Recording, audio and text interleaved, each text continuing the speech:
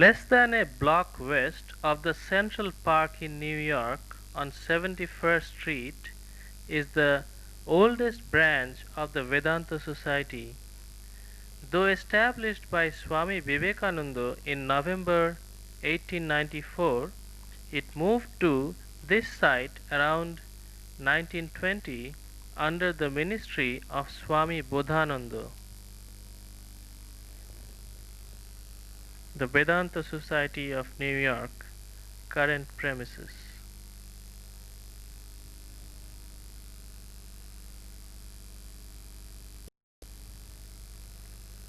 The minister at present is Swami Tathagatananda, and this notice announces the lectures and other activities of the society.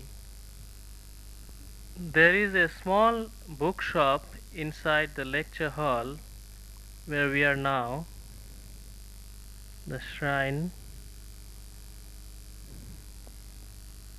It is to your right after you enter through the main door of the society.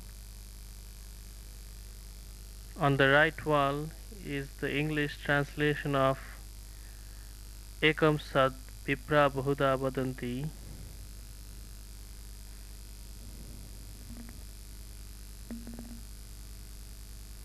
The altar.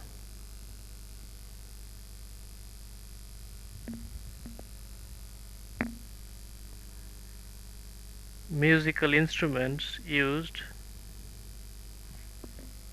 Mr. John Slenk has been residing at the Vedanta Society for many years. He is a disciple of Swami Pavitrananda and gives us a short history of the oldest branch of the Vedanta Society. Of course, in November 1894, Swami Vivekananda founded the Vedanta Society of New York with a few friends who served as officers of the organization. Swamiji worked in New York City from November of 1894 up until he left the United States in April 1896. Of course, he also went to other cities, but mainly he was working in New York. And in 1897, Swami Abhedananda took over as head of the Vedanta Society, and he remained working here in New York as the head of the center until 1910. In 1912, Swami Bodhananda was appointed head of the center, and he remained in charge until his death in 1950.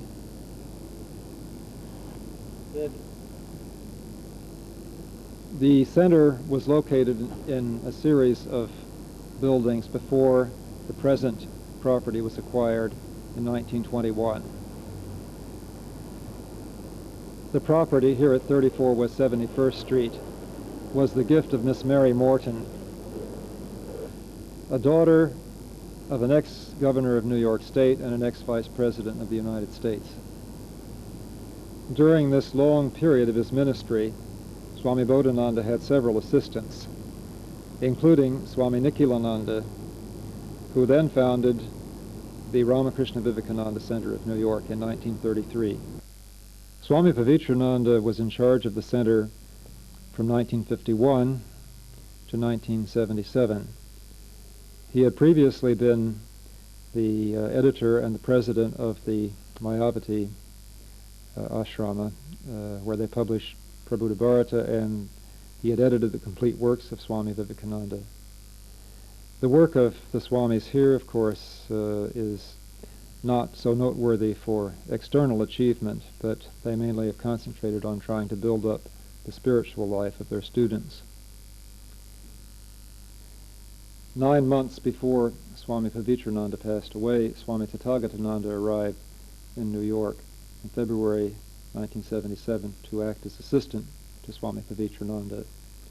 After the death of Swami Pavitrananda in November of that same year, Swami Tathagatananda became head of the center.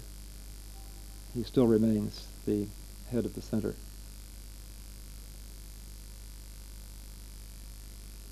Interview with Chan, Secretary of the Vedanta Society of New York. She has been with the society for about 60 years, since 1933. So, when did you come here first? In 1933. 1923? 33. 33. 33. 3 Yeah. 3. At the end of 1933. Yeah.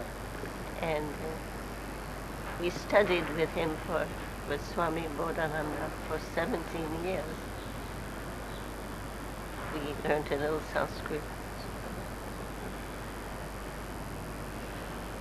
So we feel very privileged in having had what we call the first whiff of the culture of India, you know. He was very unassuming, but he gave us the heritage. Who? Bodhananda? Bodhananda. He gave us the heritage of Swami Vivekananda. It was like a tidal wave for America, you know. He just swallowed swamps.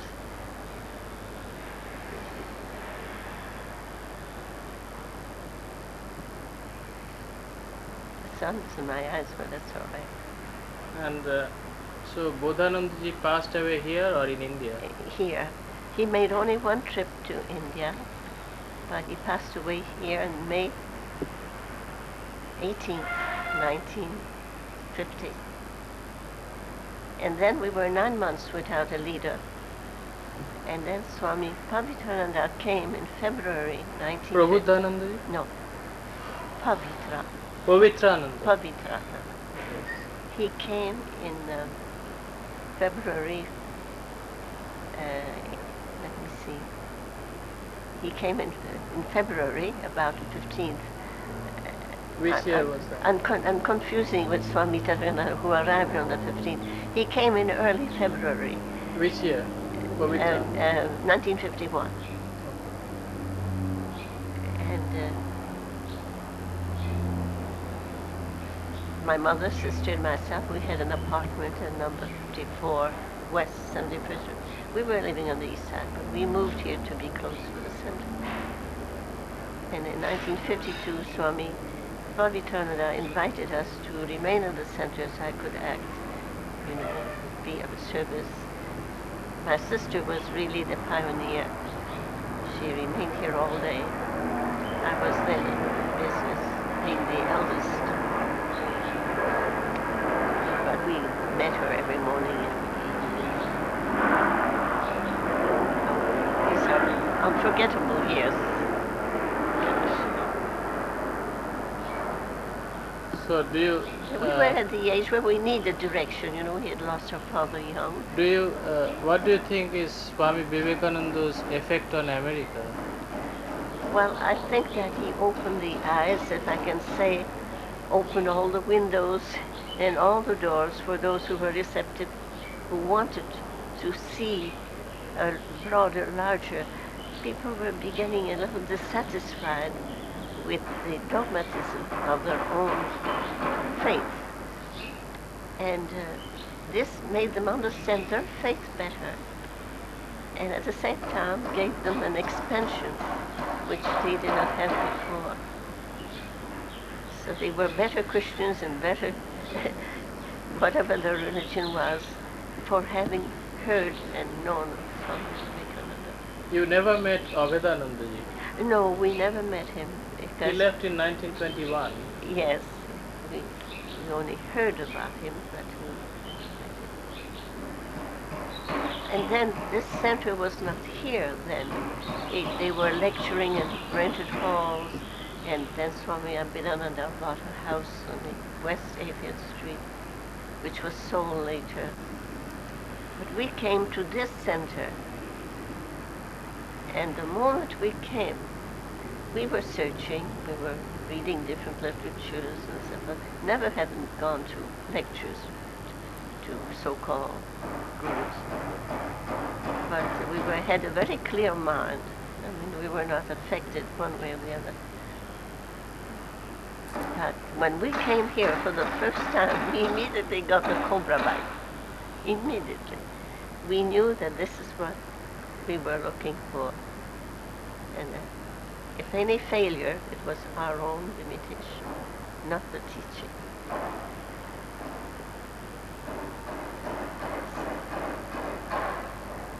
Thank you very much. You're welcome. Handwriting of Sarah Ellen Waldo, who wrote the complete inspired talks at Thousand Islands, preserved at the Vedanta Society. Swami Tathagatananda on the effect of Vedanta on America today. The minister in charge of the Vedanta Society of New York at 34 West 71st Street. With regard to present situation, Vedanta is not for the masses, but Vedanta does enjoy a respectable image in this country, and due to the integrity of the character of this movement, Vedanta is appreciated by many peoples. But we should not be judged by the numbers of our membership. Membership is not very high, but quality of the members or the people who admire us or want to know about us, that has to be taken into account. In this way, we are satisfied, to some extent I should say, that Vedanta is creating a deep impact in the Western mind, and they do not address themselves sinner. Church has changed their vocabularies, and therefore many books have been written on having Vedantic overtone. So that is the great point, that Vedanta is silently, indirectly penetrating itself into the mainstream of American life, and many people are writing books having Vedantic themes and ideas without mentioning the source. And church has also changed its vocabulary.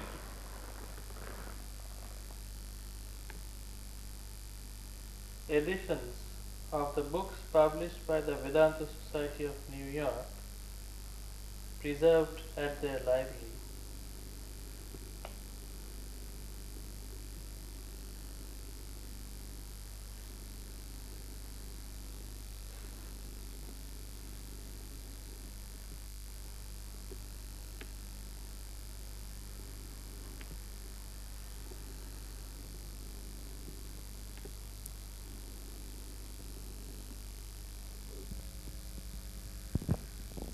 This is the first Hindu temple in the West, established in San Francisco by Swami Trigunatitananda, a brother disciple of Swami Vivekananda, in the early 1900s.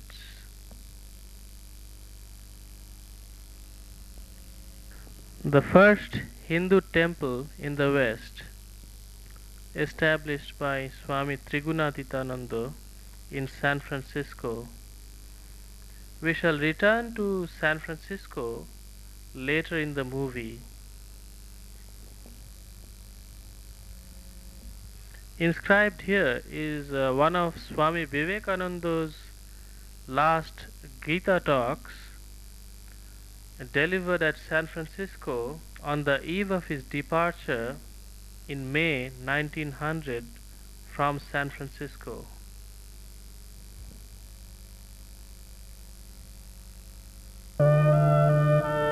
Boston and Providence.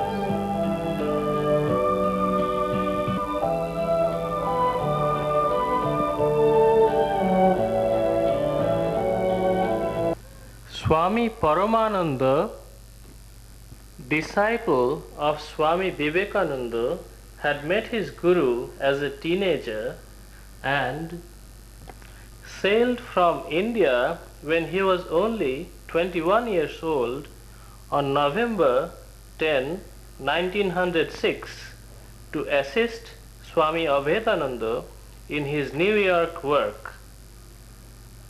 However, he did not develop good relations with Swami Abhedananda and then went to work in the Boston area independently for about 12 years. In 1921, he founded a new group of devotees in Southern California and founded an ashram called the Ananda Ashram 6 years later in La Crescenta, California in 1927. He also held classes in Los Angeles, Pasadena, and other American cities, and in 1929 bought 20 wooded acres in Cohasset, Massachusetts. He passed away in July 1940. These two centers later severed links with the Ramakrishna order by refusing a new Swami appointed by the Belur Mutt, and continued under the leadership of Sister Gayatri Devi, who was Paramananda's widowed niece from former life, brought to America in 1926 by him.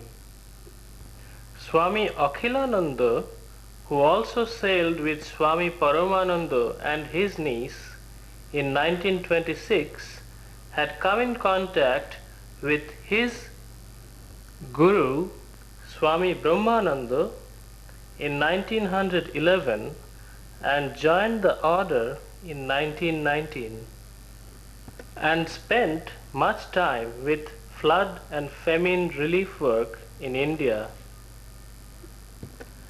With funds supplied by Mrs. Anna Worcester and Miss Helen Rubel, Swami Akhilananda started giving lectures in Providence, Rhode Island in 1928 and opened a center on December 9, 1928 at a flat. Swami Akhilananda received the friendship and attention of several local Christian and Jewish ministers and groups. After 1929, he made frequent trips to Washington, D.C. and Philadelphia.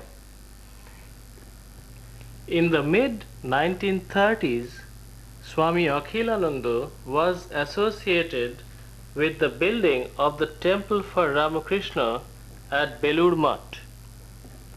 With the generous gift of Miss Helen Rubel, a disciple of Swami Abhedananda, Swami Akhilananda remitted the sum to Belur Mutt.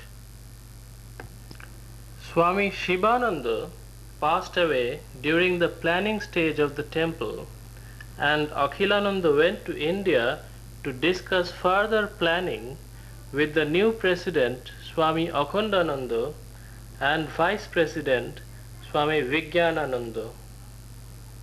In 1936, Akhilananda was requested to return to Belur Mutt to be personally present during its construction, and he stayed there for 5 months in an office in a corner of the partly completed structure, which was dedicated in 1937. With the passing of Swami Paramananda in 1940 in Cohasset, Massachusetts, there was no Swami left in Boston.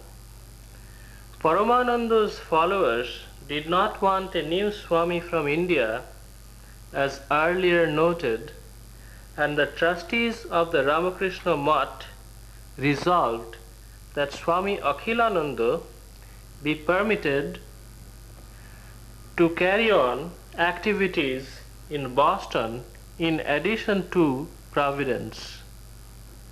Starting April 5, 1941, the Boston Center held its services at 11 a.m. and another at 3 p.m. on Sundays at Providence, both by Swami Akhilananda. A year later, on April 1, 1942, there was a new building for the Vedanta Society of Boston at 58 Deerfield Street. Gradually, Swami Akhilananda's influence spread and he was invited to speak at theology departments in the area frequently. In the early 1940s, he bought for the ashram 61 acres of forested land in Marshfield Hills, and 2 small cottages were built there during the Second World War. Swami Akhilananda was a jolly man. He was always smiling even while delivering serious lectures. In 1954, he was joined by Swami Sarvagatananda, who came as his assistant from India. One day in 1960, he phoned a devotee and spoke of the murders and suicides that were in the daily paper.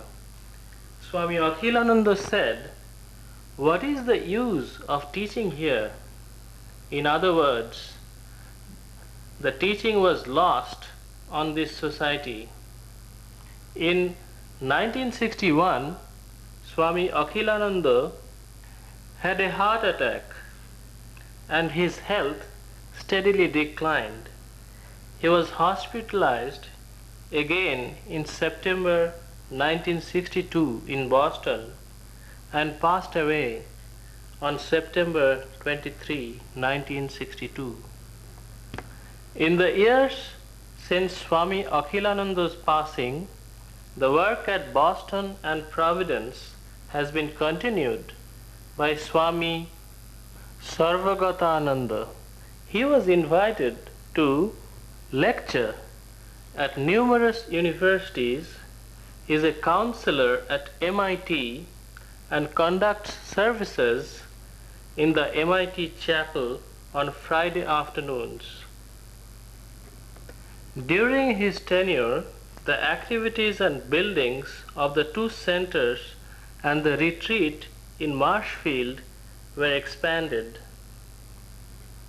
Since 1985, Swami Sarvatmananda has joined him as his assistant. In 1990, a plaque was given by the Indian Association of Greater Boston for Swami Sarvagatananda's service of nearly 40 years in the area. In 1992, a devotee of the center, Miss Elva Nelson, has published this souvenir containing a lot of information about Vedanta around Boston on the occasion of the Golden Jubilee of the center. Many of the facts presented here were taken from this souvenir by Elva Nelson. This is a group photograph of many of the founder Swamis of the various Vedanta societies in the US. Towards the extreme left is Swami Bodhananda, who took over from Swami Abhedananda at the Vedanta Society in New York in 1910 at Swami Abhedananda's request. Second is Swami Akhilananda, founder of the Boston Center. Third is Swami Paramananda, whose 2 centers in California and Massachusetts eventually severed their links with the Ramakrishna order. And fourth is Swami Vivekananda, who founded the center at Seattle, Washington in the Pacific Northwest. And last of all is Swami Nikhilananda at the extreme right, who is most famous for his English translation of the Kathamrita, that is Gospel of Sri Ramakrishna.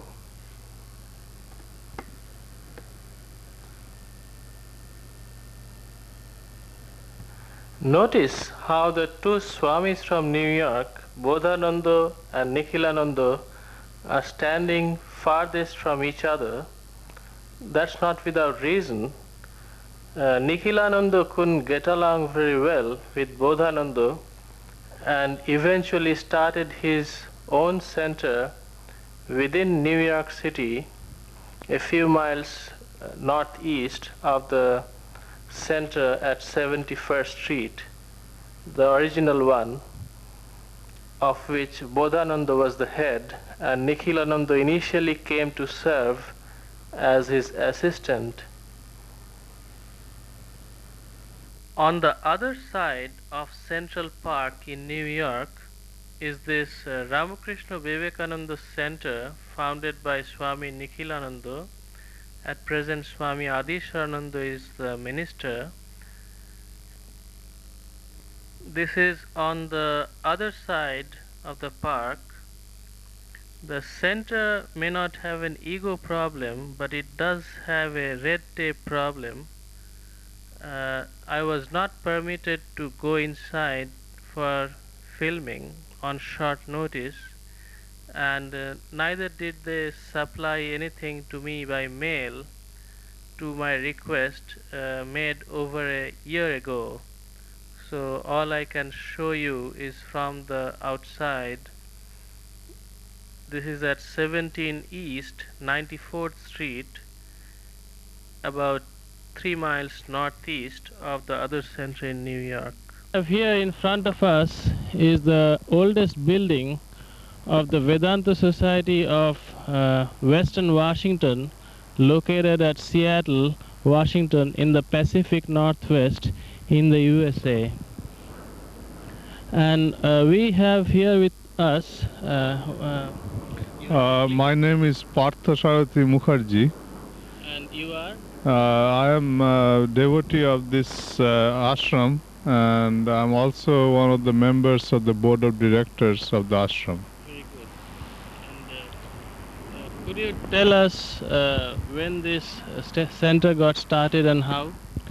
This center was started by Swami Vivekananda ji in 1938. Initially, there was no building. Swamiji at that time stayed in an apartment, and later on in 1942 this building was purchased, and the building was then renovated and has been continuously in service since 1942. In this building, the main floor where the main entrance can be seen consists of a library, a small bookstore, and the chapel or the prayer hall. And the second floor, which consists of the office, the meeting room for the board of directors, room for rest for devotees, and also a reference library and shrine. The shrine building, which is the shrine hall, is at the back of the building and is not visible from here, but it was added in, I believe, 1984. And the top floor, where right under the gables, consists of several rooms where the guests can be accommodated. We often have overnight guests, people visiting from Vancouver, BC, that is in Canada. Incidentally, yes, it's about 150 miles. Incidentally, Vancouver, BC, BC stands for British Columbia, is where Swami Vivekananda first set foot in this continent. So, right, and they are planning to have a celebration next year as a centenary of that occasion. The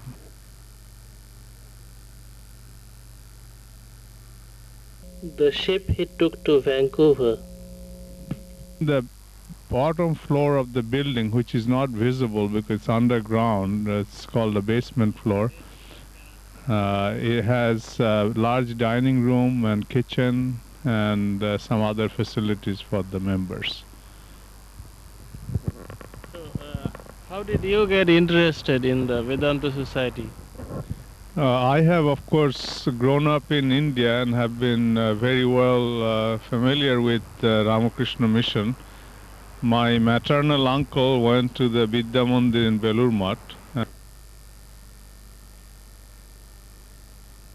Many occasions visited Belur Math, but Belur Math is very large and hard to kind of grasp. So I never really got an opportunity to get very close to Belur Math until I came to Seattle. And when I came to Seattle to work for the Boeing company as an engineer, I started coming to this ashram.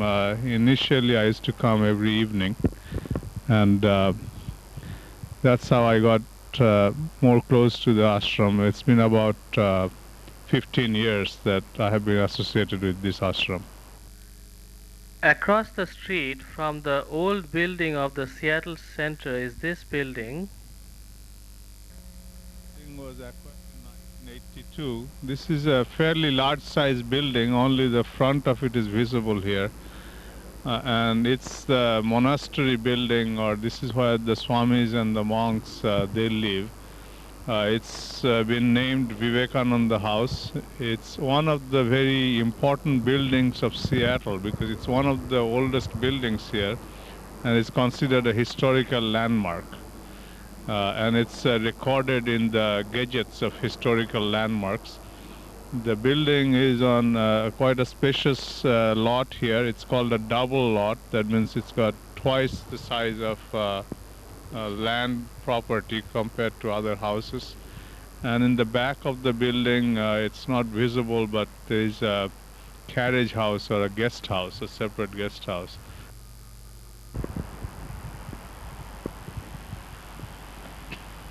And the monastic members stay there.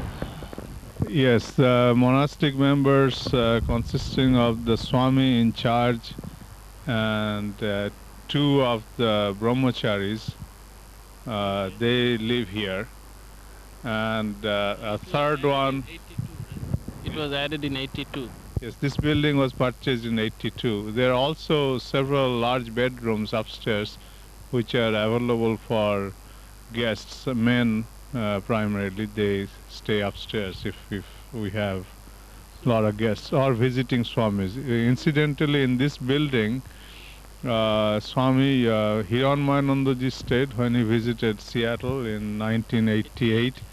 And also Swami Bhuteswaranji the same year came to Seattle and he also stayed in this building. Thank you very much for your commentary about the Seattle Vedanta Society of Western Washington in Seattle. Berkeley and Portland.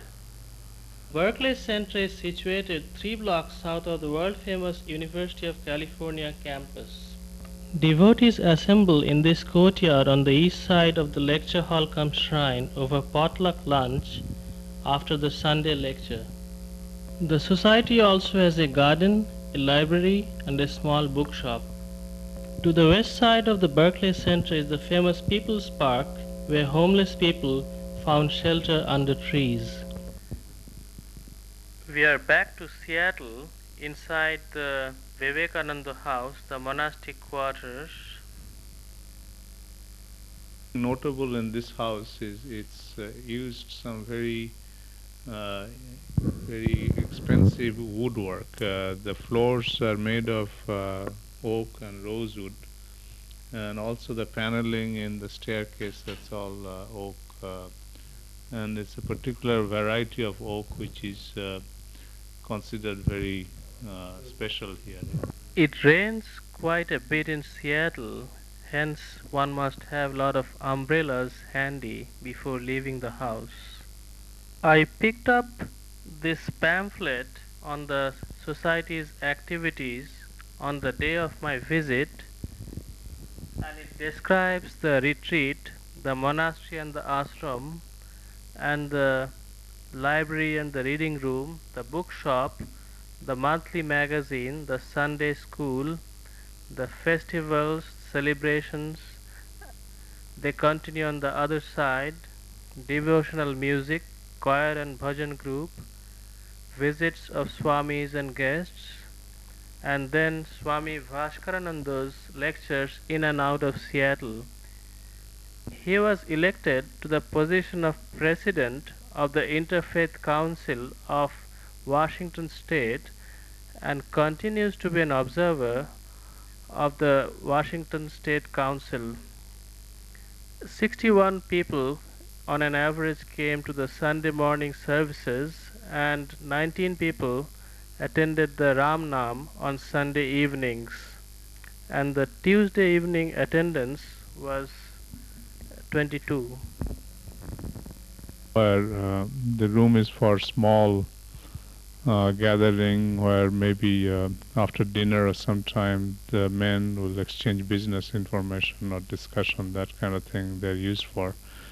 Here it's just used for small interviews.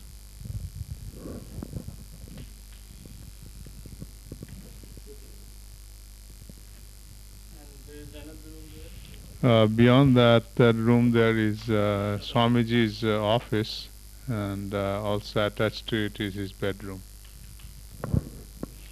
This is Swamiji's office, where he does most of his office work, and sometimes some interviews are given in this room. Adjacent to this room, or connected with it, is Swamiji's bedroom.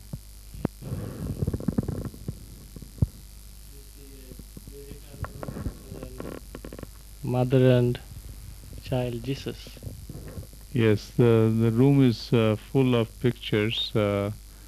Incidentally, the painting of Lord Buddha in the wall there, behind Swamiji's small picture, is an original. So, and it's, yes,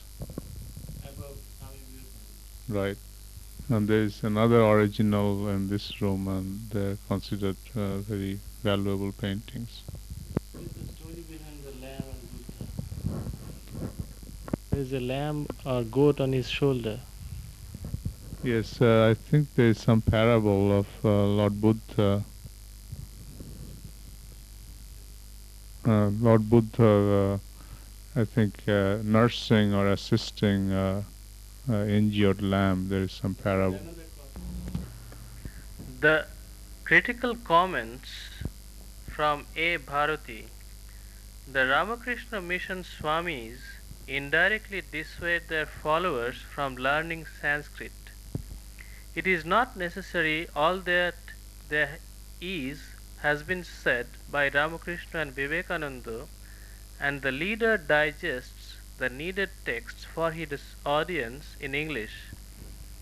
No one among the Ramakrishna Mission followers I have met in America has ever doubted that their Swami was qualified as an interpreter of the Hindu lore. Again, we face the complex of mutual dissimulation which sustains the Swami-disciple symbiosis. The Swamis do not know Sanskrit, and they quite honestly believe that Sanskrit makes men proud and haughty, and that the bookish learning it conveys is an obstacle rather than an aid to God realization. The disciples believe that the Swami knows Sanskrit, but they also believe that it is unnecessary to learn anything beyond the pamphletistic literature available in the centers.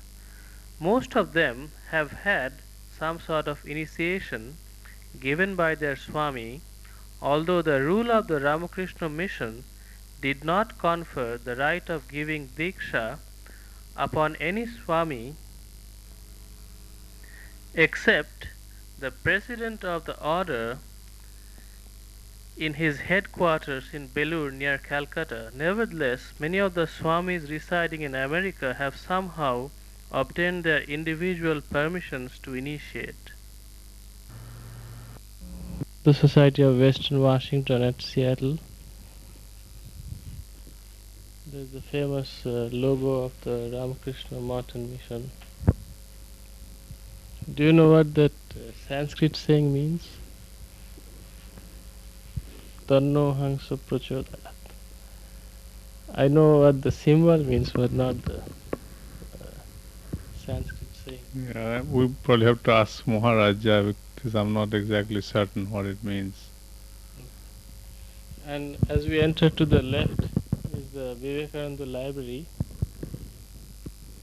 What is the function of This is a library and also is a sitting room in this building where after or before the lectures or talks, the members can sit and usually on Sunday?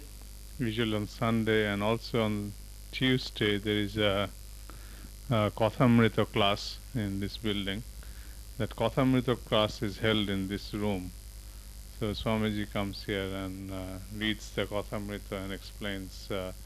Particularly in Kathamrita, there is a lot of references about things of Bengal or of India which are not familiar with to the Western reader. So it's helpful if those things are explained to them, and Swamiji does that.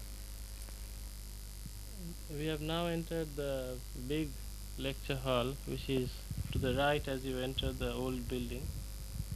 The Sunday talks are given.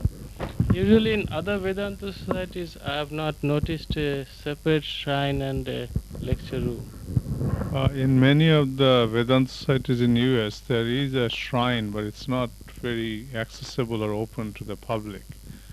In this ashram also, the shrine used to be, particularly because usually there are small rooms and cannot accommodate many people. In this building, since we could add a separate shrine room When was that added? in 84. So at the time of Bhaskarananda. Yes.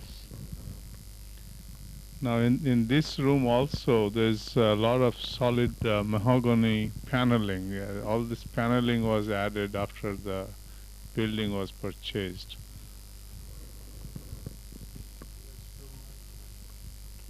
That was Brahmananda's picture, there is Swamiji's picture and Sri Krishna's picture, Buddha Dev and Jishu Krishna, and also of course Mother, also symbols of all the religions. So usually the class talks are held in Sundays. In this room it's in Sundays at 11 o'clock in the morning. And Brahmachari that's Ben every invites Sunday. us And for also dinner. large puja functions are held in this room. For example, Thakur's Tithi Puja or Mother's Tithi Puja. The other room cannot accommodate. Right, the shrine is not big enough for that because we may get about 150 people and that room is not big enough for that. And usually how many people come during a regular Sunday? Regular Sunday it varies, but it's anywhere from about 120 or so to 60, so depending on weather and other conditions here. Brahmachari Ben, native of Canada, serves us a wonderful the dinner. Kitchen and small dining hall for devotees. We usually come here on Sundays. This is a portrait of the founder Swami Vivekananda of this center. Swami Vivekananda was a initiated disciple of Swami Brahmananda or Raja Maharaj.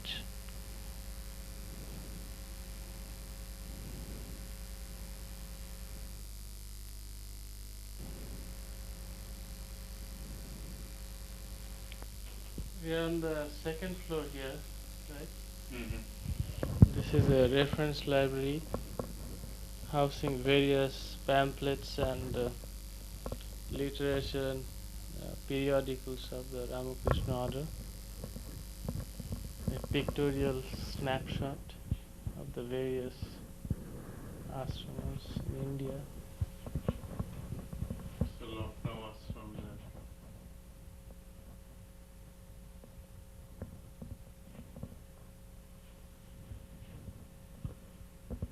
This large gathering of people, that's for 1980 convention. Yeah, I was there.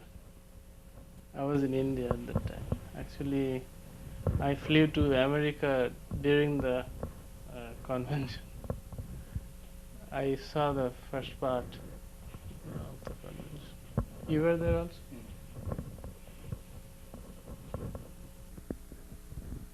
We are now at the back of the old building next to the periodical room. This is the shrine that was added in 1984.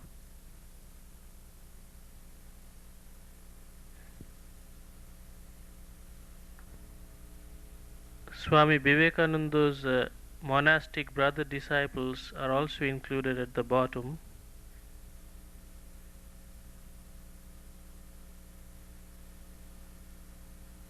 Shrine room at the Seattle Center.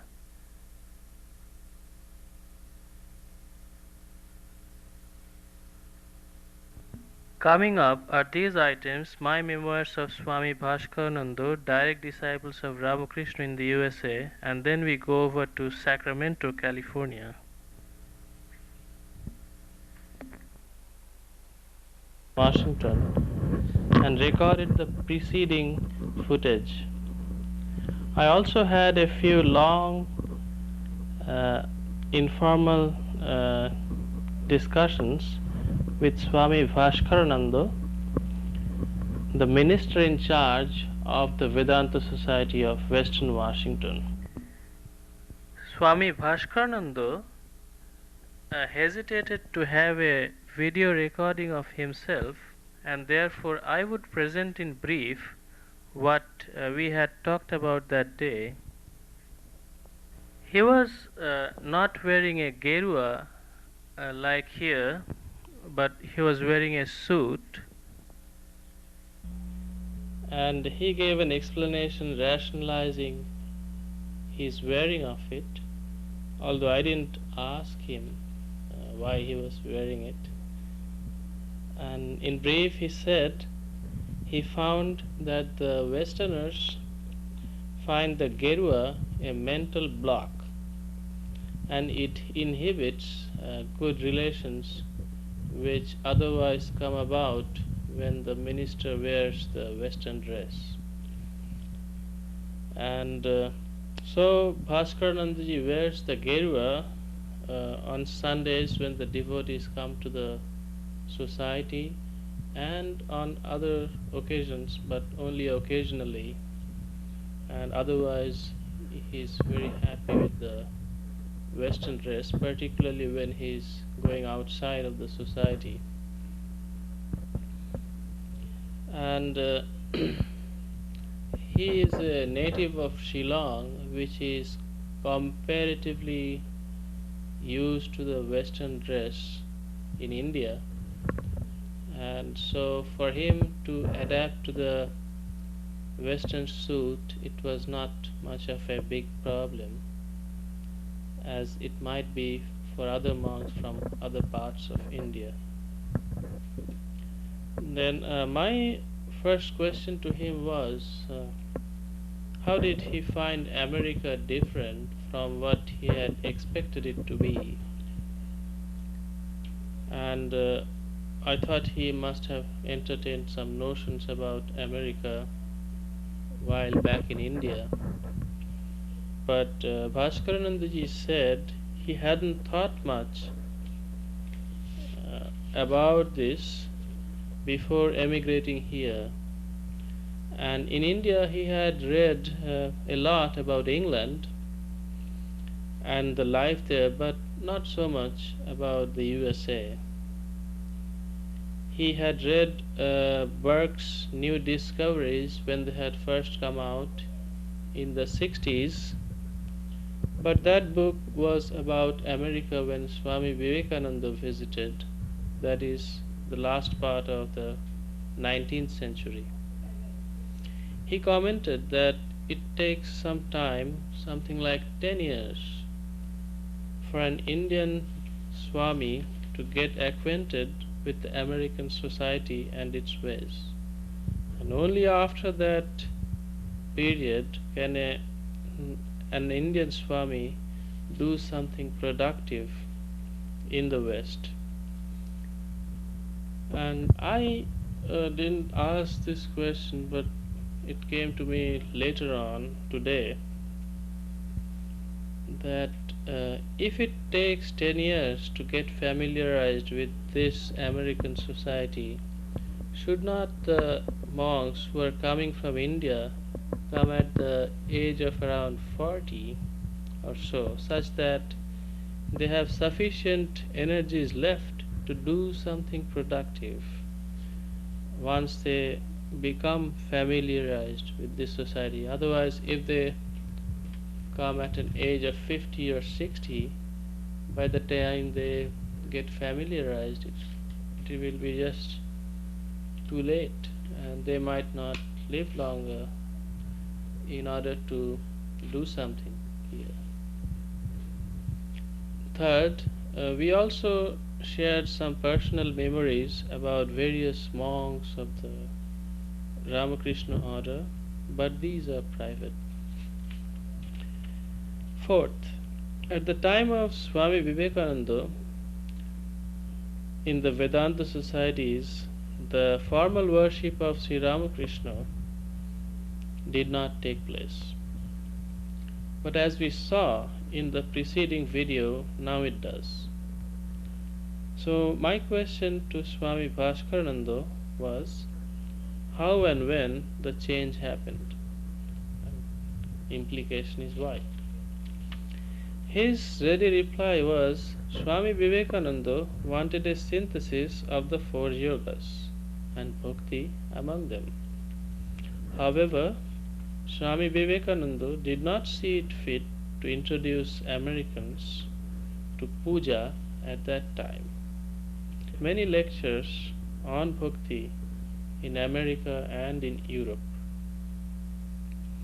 Swami Vivekananda's main thrust was to enlighten Americans in the life-giving message of Vedanta in order to let his listeners overcome the Christian notion of sin.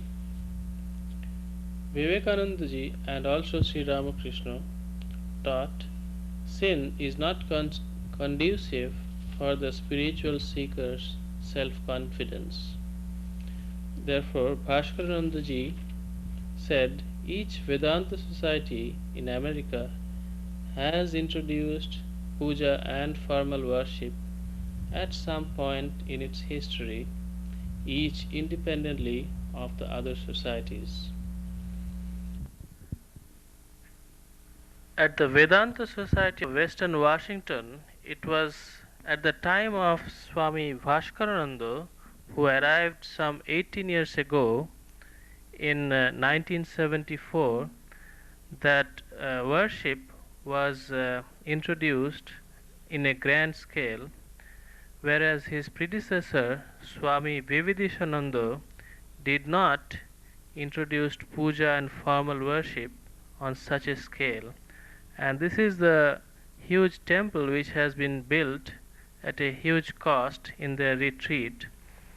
And these are some houses being built at the retreat, which is about 25 miles north of the Seattle center. The other center in the Pacific Northwest is in Portland, which is most famous for the surviving disciple of Holy Mother, Swami Asheshananda. It was established in 1923 by Swami Prabhupada, who also established the Hollywood or Los Angeles Center. Portland, Oregon, in the Pacific Northwest.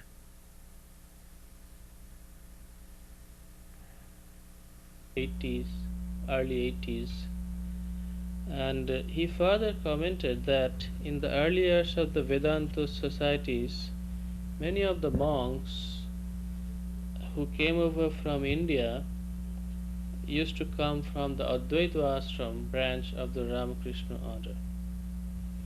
And these Advaita Ashram monks either wanted to perpetuate the absence of the formal worship, or they themselves were ignorant about details of the formal worship. Hence, it did not happen. For instance, he gave the example of Swami Ashokananda, who was out and out a follower of Advaita. And like him, other people were also here. So that brings us to an end of my recollection of my talks with Swami Bhaskarnanda. Thank you. Among direct disciples of Sri Ramakrishna, those who came to America to build Vedanta societies, the efforts of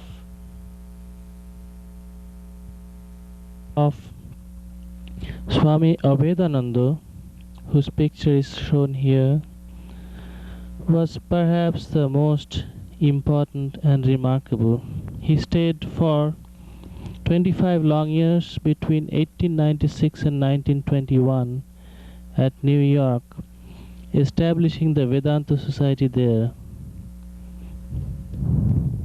Next to Abhedananda was Swami Trigunatitananda, who replaced Turiyanandaji in Northern California, and Trigunatitananda spent 13 years of his life between 1902 and 1915 in San Francisco, built the first Hindu temple in the West, and succumbed to a bomb hurled at him by a crazy American. Turiyananda spent 3 years between 1899 and 1902 in Northern California and established the Shanti Ashram there. And last of all is Swami Sharodananda, direct disciple of Sri Ramakrishna, who spent around 2 years between 1896 and 1898, partly in England and partly in New York area. And then he was sent back to India by Swami Vivekananda. Swami This Shraddhananji is Sacramento, lives in that California. apartment. Then on the Swami right side is the Prapandananda library. is showing me around. in These are all on the Sacramento. ground floor or first floor. What you say?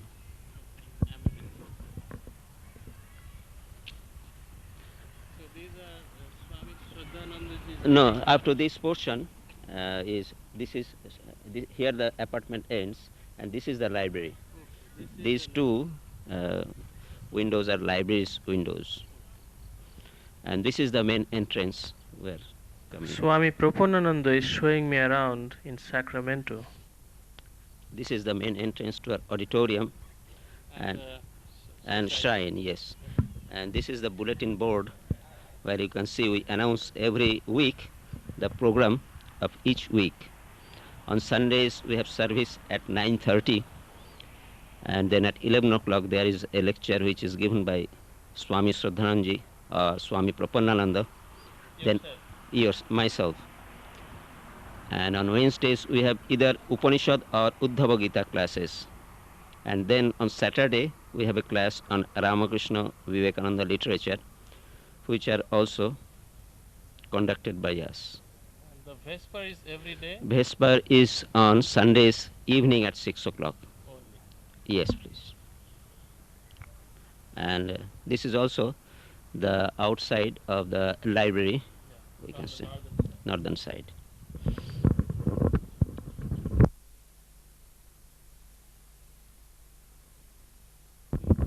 This is loggia, which leads to auditorium.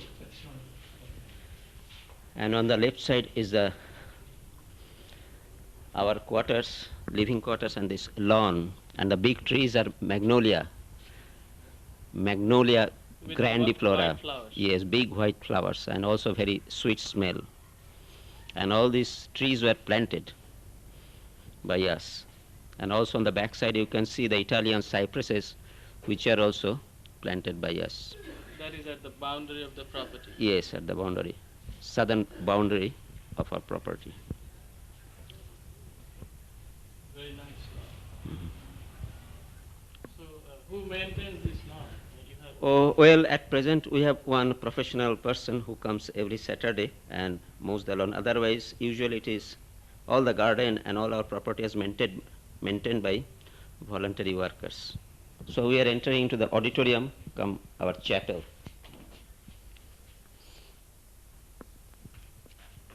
This is the entrance here. We have some teaching sheets as well as the brochure for our center and monthly bulletins.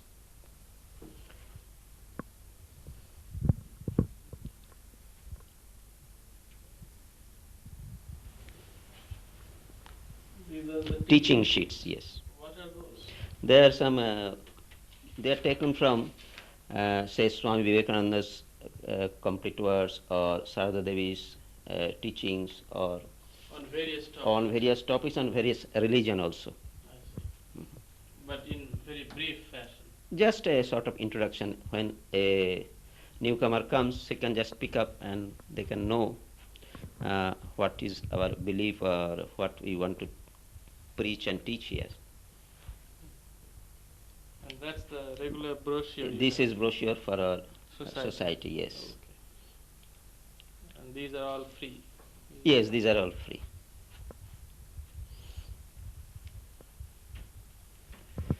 This is a small display of our books which is sell in the bookstore. And every Sunday people come here to attend the worship and lecture.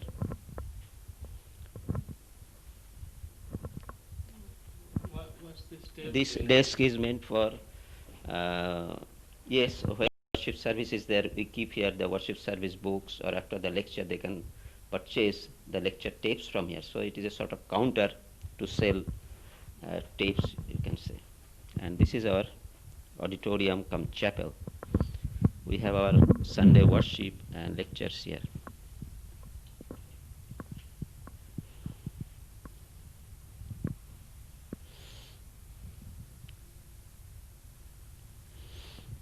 This was also built along with the Oh yes, these were all constructed by voluntary services. Devotees and Monks, monks? yes, devotees and monks. And we have our daily worship here in the morning. And Sundays, the devotees also join by offering flowers. On the left side, there is a picture of Jagadhatri. And this chapel was dedicated on a Jagadhatri worship day, Puja day, yes. And on the right side is Holy Mother's picture.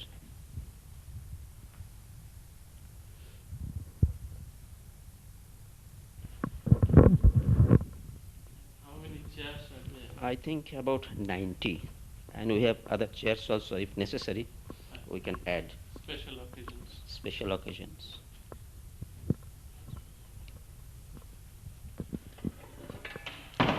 This is our library, and we have good collection of religious books on Ramakrishna, Vivekananda, as well as books on other religion. Members can borrow books, and newcomers also can borrow books with the consent of Swamis. On Saturdays, we have our classes here. So we rearrange the chairs, and devotees sit on this side, on this back side. Yes, about maybe 20 or 25 journals are there. Not really. A few from India, but rest from here.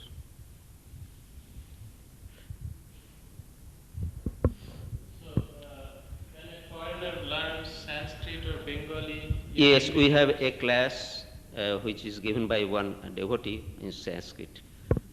She teaches Sanskrit to newcomers. And you and other Swami already know Sanskrit. Yes, because we have to learn Sanskrit to know our literature.